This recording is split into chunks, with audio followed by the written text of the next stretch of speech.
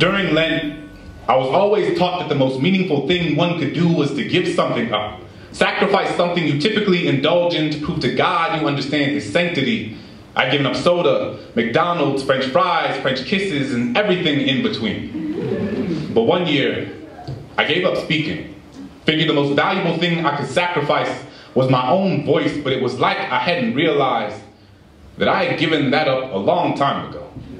I had spent so much of my life telling people the things they wanted to hear instead of the things they needed to. Told myself I wasn't meant to be anyone's conscience because I still had to figure out being my own, so sometimes I just wouldn't say anything.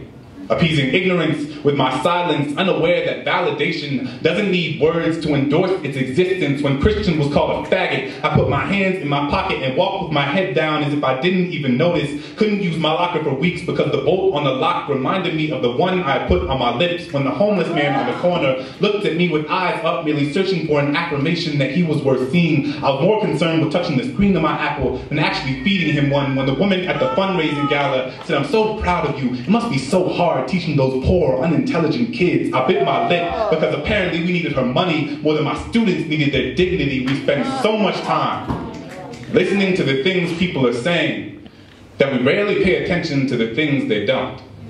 Silence is the residue of fear.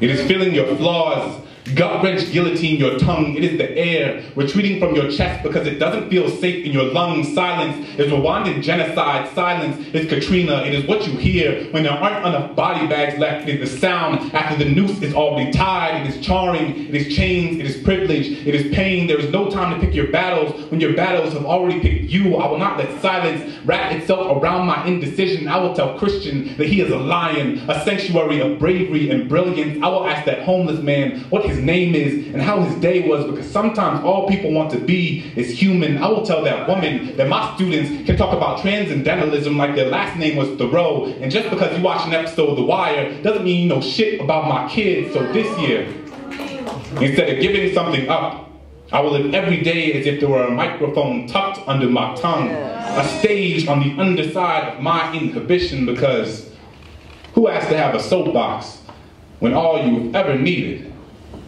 is your voice?